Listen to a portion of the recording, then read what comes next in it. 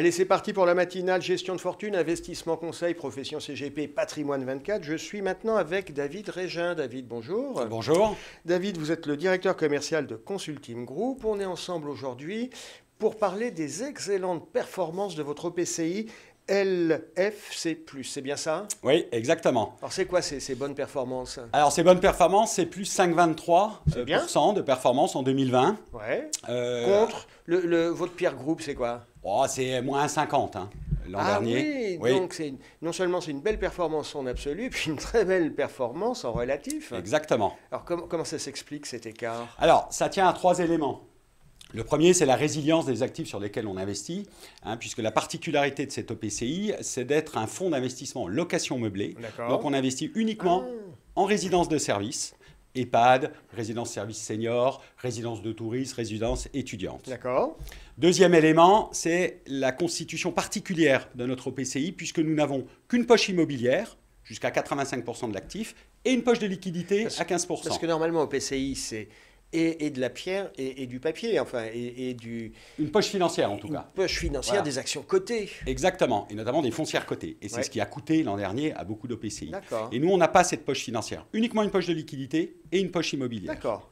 Dernier élément, c'est notre stratégie d'investissement, qui est extrêmement importante, puisqu'en fait, on utilise une technique dite de bloc partiel, c'est-à-dire qu'on n'achète pas la totalité d'une résidence, on achète en fait une partie des lots de cette résidence, on va acheter 10 lots, 15 lots, 20 lots. C'est quoi le bénéfice? C'est quoi l'avantage? Alors l'avantage, c'est que ça permet d'avoir une négociation au moment de l'acquisition qui est particulièrement performante.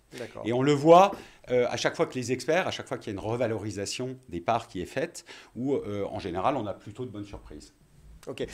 Cette OPCI LFC+, en termes de fiscalité, on est sur de la résidence, de la location de résidence meublée. C'est quoi? C'est transparent en termes de fiscalité? Je récupère les charges? Exactement. Vous connaissez peut-être la fiscalité du LMNP, et notamment le mécanisme des amortissements comptables qui permettent d'annuler tout ou partie de ses revenus. Dans le cadre de l'OPCI, on a cette transparence fiscale qui permet non pas d'annuler la totalité, mais à peu près d'annuler la fiscalité sur les 2/3 des revenus qui sont versés. D'accord. Donc ça, c'est un point positif. Exactement. Alors, il y a plein d'actualités en ce moment chez Consulting Group. Vous avez votre application Fimpol de crowdfunding. Vous êtes sur une nouvelle version? Alors, exactement. Alors, on a pris une participation majoritaire il y a un peu plus d'1 an dans une plateforme de crowdfunding qui s'appelle Fimpol. C'est un marché qui nous intéresse beaucoup, le crowd, parce que finalement, au fond, c'est une forme de désintermédiation entre un investisseur qui a du cash à placer et puis un émetteur, une société qui cherche du cash. Qui a besoin de financement. Exactement. Donc le gros de l'offre, comme l'ensemble du marché d'ailleurs, c'est du financement de professionnels de l'immobilier, promoteurs, marchands de biens, foncières. Et donc là, on a amener ce modèle dans un modèle B2B, puisqu'originellement, c'était plutôt un modèle B2C. Donc, on a beaucoup travaillé pour amener ça dans un modèle B2B. Ça a beaucoup de succès auprès de nos partenaires, auprès des clients de nos partenaires. Vous financez quel type de projet? Alors, on finance...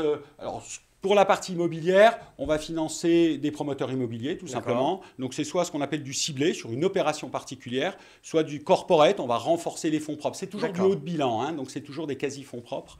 Donc, on va renforcer les fonds propres d'un promoteur. Ça peut être aussi une opération pour un marchand de biens qui va porter un actif, qui va faire des travaux, par exemple, pour le revendre. Il y a une opération en cours, il a besoin ponctuellement d'argent pendant quelques trimestres et on intervient dans ce cadre-là, c'est ça? Exactement. Ok.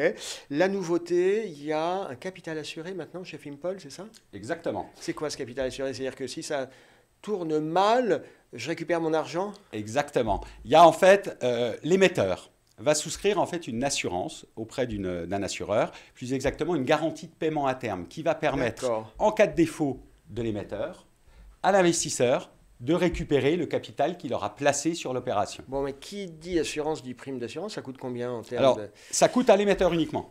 Donc l'investisseur, ça n'a pas de coût. La différence, elle va être dans la structuration de l'offre. Sur une opération de crowd classique, on va être plutôt sur des opérations de 18-24 mois avec des niveaux de rendement de 7-8%. Sur une opération de capital assuré, on a évidemment un niveau de risque qui est beaucoup plus faible. Donc on va être sur des opérations un peu plus longues, de type 36-48 mois, avec des rendements entre 3 et 4%. D'accord. Il y a quand même un peu moins de rendement. Il y a quand même un peu moins de rendement, mais c'est normal. D'accord. Et là, on va s'adresser à une clientèle un peu différente, soit très patrimoniale, ou une clientèle typiquement de trésorerie d'entreprise. Ok, très clair. Puis une dernière actualité, il y a quelques mois, vous avez créé Consulteam AM Ouais, et vous avez lancé votre première SCPI. Alors exactement. comment se porte le bébé? Ben, il se porte très bien. Donc il a quelques mois, comme vous l'avez dit, on a commencé à verser nos premiers dividendes. Et donc notre stratégie, c'est vraiment finalement au fond d'être sur ce qu'on sait le mieux faire chez Consulteam, c'est-à-dire une analyse immobilière approfondie des petits actifs régionaux sur l'immobilier Vous d'entreprise. êtes quoi? Ah, c'est la question que je vais vous poser, c'est pas du résidentiel, c'est Non, l'immobilier d'entreprise. On évite l'Île-de-France exactement. parce que c'est saturé. Exactement. Et puis, c'est pas pour nous.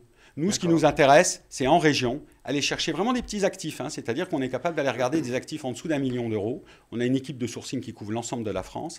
Et d'accord. on cherche vraiment de la résilience. C'est-à-dire, on cherche, le monde bouge beaucoup. Et donc, on cherche des actifs sur lesquels on sait que, quelle que soit l'évolution, ils seront toujours là demain. Donc vous avez commencé à verser vos premiers dividendes Oui. en termes de souscription, les encours de cette première SCPI. Alors, on est vraiment au démarrage. Par contre, ce qu'on a souhaité faire, c'est d'être très moderne dans les modes de souscription, c'est-à-dire épargne programmée, réinvestissement de D'accord. dividendes, etc., etc. Bon, c'est très clair. Merci.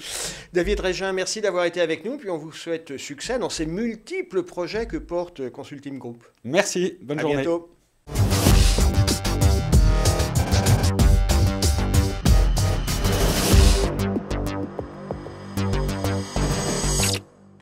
Allez, on continue la matinale de gestion de fortune, investissement conseil, profession CGP, patrimoine 24. Je suis maintenant avec Jean-Marie Paluel-Marmot. Oui. Jean-Marie, bonjour. Bonjour. Alors Jean-Marie, vous êtes le président de l'AFO. L'AFO, on le rappelle, c'est l'Association française des family office. On est ensemble puisque, avec, je crois, des partenaires, vous lancez une fédération européenne, c'est ça? Exactement. En février, on a lancé une fédération qui a pour mission de regrouper les associations nationales de family office. D'accord. C'est Alors, quoi l'idée? C'est d'échanger, de trouver les bonnes pratiques, de... c'est exactement ça. L'idée, c'est de les connaître, qu'on se connaisse, qu'on ait un lieu de rendez-vous, un cadre pour se réunir et avoir une régularité de contact, et puis observer ce que les uns et les autres font, la façon dont ils travaillent, D'accord. et améliorer nos bonnes pratiques à chaque fois. À l'origine de cette initiative européenne, il y a qui? Il y a Alors, l'AFO, les Français, donc. Alors, il y a l'AFO, et c'est à la suite d'un voyage que nous avons fait à Milan, en Ouais. Italie, où nous avons compris que l'association nationale italienne nous ressemblait beaucoup. D'accord. Et ça nous a donné vraiment l'idée, avec eux, donc, de créer cette fédération. L'accueil de vos homologues, de vos partenaires, des autres associations de family office en Europe, c'est quoi? Alors, c'est un peu récent pour vraiment en déduire une leçon, puisqu'on a démarré en février et que la période n'est pas idéale pour avoir des contacts et développer. Mais à chaque fois, dans chaque pays, en Europe pour l'instant, on ne s'adresse qu'à l'Europe. À chaque fois, dans chaque pays, on a trouvé des contacts et des gens intéressants et intéressés qui eux-mêmes font leur travail dans leur pays et Bien sûr. vont revenir vers nous dans quelques temps. Dans tous les pays européens, on a des family office, des associations de family office. Alors, on a des family office, mais Ouais. pas forcément des associations de family D'accord. office. Donc là aussi, on aura peut-être comme un thème, c'est aider, encourager, donner des modèles à des pays marchés qui où il n'y a n'ont pas pas encore. d'association nationale. Ça, D'accord. c'est possible. Et puis alors, il y a des pays où il y a plusieurs associations. Donc là, c'est compliqué aussi. Quel pays, par exemple? L'Allemagne. D'accord, ça se passe bien entre ces assos Oui. Enfin, il faut qu'on apprenne à les connaître. D'accord. Mais la grande différence pour nous, c'est que nous voulons une association à but non lucratif.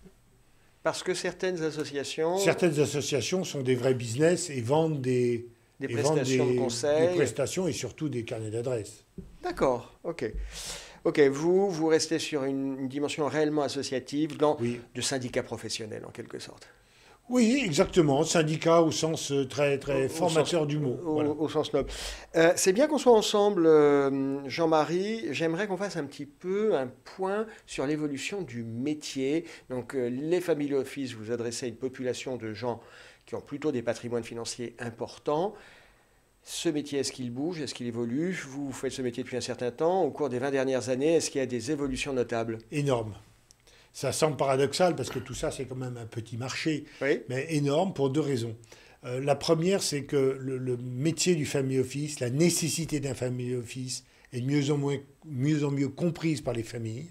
Donc ça, ce mouvement de fond se développe. Et on a des nouveaux entrants maintenant, qui sont ce que j'appellerais des patrimoines entrepreneuriaux. Des entrepreneurs qui, en quelques dizaines d'années, se font un patrimoine, revendent leur société et se posent des problèmes d'organisation de leur patrimoine. Les fameuses start-up, des fois ça capote, des fois ça tourne bien. Et là, il peut y avoir des patrimoines très importants constitués en quelques années. Donc là, on a des clients plus jeunes. Alors on a des clients plus jeunes et qui ont des préoccupations différentes, si vous voulez. Ils sont moins dans la gouvernance, dans la succession, mais beaucoup plus dans la structuration de leur patrimoine et de leur réinvestissement. D'accord. Et ils ont une volonté, parce que c'est la génération qui pousse à ça, ils ont aussi la volonté de donner un sens à leur patrimoine. D'accord. Les préoccupations de vos clients, les gens qui ont un gros patrimoine financier investissent comment? C'est quoi les classes d'actifs qui les intéressent? Écoutez, c'est les classes d'actifs traditionnelles que vous connaissez, avec une très forte montée en puissance du private equity. Ah oui. Parce qu'il y a une communauté culturelle. Vous comprenez bien qu'un quand on est entrepreneur, voilà. On a moins de crainte à aller sur du non-coté. On a moins de crainte et puis surtout on a une capacité d'analyse, un sentiment, une volonté de comprendre le projet, de connaître l'équipe qui fait partie exactement de l'ADN du private equity. Mais alors là, j'aurais tendance à dire, un client qui est ancien ou qui est entrepreneur, qui est encore jeune, qui a 40, 50 ans, est-ce qu'il ne va pas avoir tendance à investir tout seul directement dans des startups, à participer à des levées de fonds? Est-ce qu'il n'y a pas ce comportement un petit peu... Non, il a besoin d'aide et il a besoin de family office. Il aime beaucoup co-investir avec d'autres. Oui. Il ne va pas refaire un projet tout seul, sinon il redémarre une entreprise. Private equity, quoi d'autre pour cette clientèle? Alors là, tout récemment, on a fait un sondage. On voit bien que le côté remonte un peu en puissance parce qu'avec les marchés qui ont chuté... Oui, puis il faut diversifier, on ne peut pas être que sur du non-côté. Beaucoup. Et puis l'international compte beaucoup, oui. L'international. L'international, vous savez, les patrimoines ont toujours été un peu internationaux, mais maintenant, c'est les familles qui deviennent internationales. Donc, culturellement, c'est beaucoup plus facile pour elles. Oui, et puis les jeunes font des Erasmus, les jeunes sont tous connaissent le monde. Et épousent. Donc, l'idée d'investir dans un autre pays européen, voire sur un autre continent, il n'y a plus cette frontière. Non, plus du tout. Ok. Plus du tout. C'est très clair. Jean-Marie Palluel-Marmont, merci d'avoir été avec nous. Je vous en prie.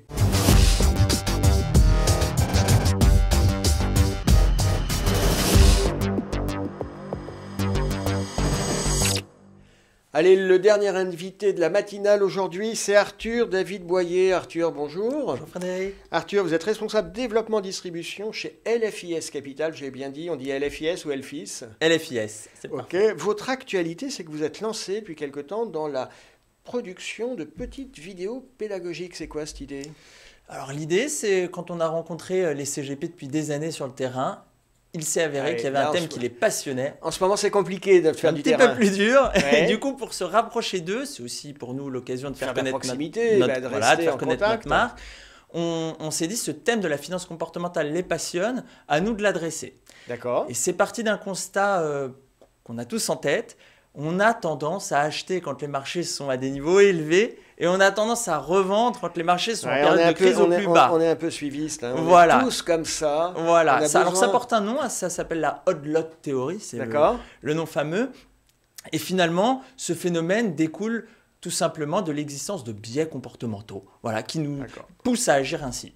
Vos vidéos, elles font quelle longueur? C'est entre 2 minutes et 5 minutes. Ah oui, donc c'est pas trop long. Non. On va à l'essentiel, on délivre des messages. LFIS Capital, on le rappelle, vous êtes une société de gestion. Tout à fait. C'est quoi vos expertises? Donc, les LFIS, c'est une société de gestion indépendante créée en 2013 avec une approche plutôt quantitative. D'accord. Et on va avoir un département sur la gestion diversifiée et un département perception. Vous gérez combien? 8 milliards. Ah, ça commence à faire un peu d'argent. Oui, alors il y a beaucoup de mandats, de fonds dédiés à destination de gros institutionnels. C'est quand même de l'argent qu'on vous confie. C'est-à-dire que les gens, a priori, vous font confiance. C'est le capital, c'est détenu par qui? Alors, désormais indépendant depuis 2020, mais c'était un des départements du groupe La Française jusqu'à l'année dernière. Donc, depuis 2020, c'est indépendant. Vous êtes ce que les anglo-saxons appellent une boutique. Exactement. Une grosse boutique avec 8 milliards, ça fait un peu. Vos vidéos, vous parlez de finance comportementale. Pourquoi vous intéressez à la finance comportementale? Parce qu'il y a plein de choses qu'on pourrait traiter dans des vidéos. Alors, déjà, on s'est rendu compte que c'était un sujet qui passionnait les CGPI. Mais également, c'est quelque chose qui nous touche tous, y compris les gérants. Typiquement, sur le segment des fonds diversifiés, on s'est rendu compte que la première mission d'un gérant diversifié, c'est gérer l'exposition aux actions, qui est l'actif risqué. Et on s'est rendu compte que dans le temps, les gérants diversifiés étaient très tentés d'augmenter leur exposition quand les marchés montaient pour suivre le train, quelque part. Exactement. Voilà, et à l'inverse, ils sont procycliques. En fait, même les professionnels sont procycliques. C'est exactement ça. Et donc, du coup, ça peut avoir du sens si on pense que les marchés vont avoir de grandes tendances, mais si à l'inverse, on pense que les marchés vont être volatiles, c'est-à-dire faire la dent de scie avec des hauts et des bas, là, c'est nettement moins intéressant. C'est exactement l'inverse qu'il faut faire. Il faut être contrariant. Il faut sortir du marché. On va parler d'un de vos fonds qui s'appelle Perspective Stratégie, qui est justement un de ces diversifiés. Et vous me disiez, il a une caractéristique en plus. C'est quoi cette caractéristique en plus? Dans l'univers des fonds diversifiés, il ne fait ni des actions ni des obligations. Alors vous allez me dire, mais qu'est-ce qu'il a, comment il fait? L'idée, on cherche tous à faire le 4-5% sur un cycle complet. Voilà, c'est le Graal. Donc, on va essayer d'aller chercher des actifs dits de rendement. Donc, il y a les obligations qu'on connaît d'un côté, mais bon, on a vu que ces dernières années... Puis avec les taux qui remontent, c'est compliqué. Voilà. Donc, du coup, on va se pencher du côté des actions. Comment est-ce que vous pouvez avoir un profil rendement sur cette classe d'actifs que sont les actions, qui par nature n'a pas un profil rendement? Il y a une classe d'actifs qui le fait merveilleusement bien, c'est laquelle? C'est les produits structurés. D'accord. Et alors... Quand on décortique... Vous faites quoi? Vous faites un produit structuré ou vous faites un fonds diversifié? C'est la particularité. On va être vraiment le trait d'union entre la gestion diversifiée et les produits structurés. Je m'explique. Les gens font des produits structurés, mais ils se posent rarement la question de ce qu'il y a à l'intérieur. Et ben, le premier moteur de performance d'un produit structuré, ça va être ce qu'on appelle la vente de put. Qu'est-ce que c'est que cette chose? Un put, c'est une prime d'assurance contre la baisse. Absolument. Si je l'achète, si je le vends, ça devient un moteur de performance. Parce que vous encaissez une prime, en même temps, vous vendez une assurance. S'il y a un sinistre, comme tous les assureurs, vous êtes exposé, non? C'est exactement ça. On encaisse un rendement en contrepartie d'un risque qu'on assume, lequel? Celui de la baisse des marchés. Alors évidemment, l'objectif, ça va être de venir choisir quel risque on a envie de s'exposer. Typiquement, des fortes baisses, 30, 40, 50% sur des horizons plus ou moins long terme. Et ce qui explique que votre fonds est en même temps... un diversifié, et puis avec cette dimension structurée. Exactement, il vient piocher le premier moteur de performance des produits structurés. D'accord.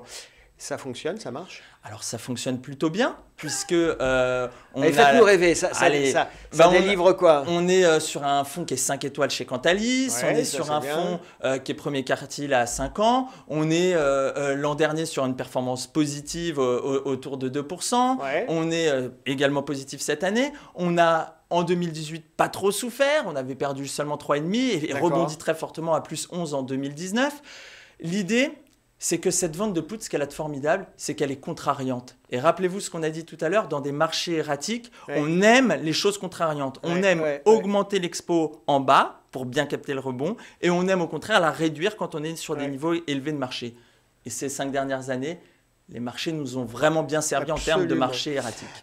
Les encours de ce fonds, commercialement, ça marche? On est sur à peu près 115-120 millions d'euros d'encours. On est en tout début de commercialisation sur le fonds. On a un gros institutionnel qui investit dedans. C'est l'essentiel des encours. Donc voilà, on est en début de période de collecte. Allez, une petite dernière question. Ce fonds Perspective Stratégie qui est et un diversifié et un structuré, ça s'utilise comment dans un portefeuille? C'est plutôt du cœur, c'est de la diversification? Il faut vraiment le voir en cœur de portefeuille qui adresse des scénarios que les autres fonds diversifiés n'adressent pas. Voilà, il faut vraiment le voir en diversification de sa poche de fonds diversifiés. Donc du cœur. C'est très clair. Arthur David Boyer, merci d'avoir été avec nous. Puis on vous souhaite succès sur ce fonds.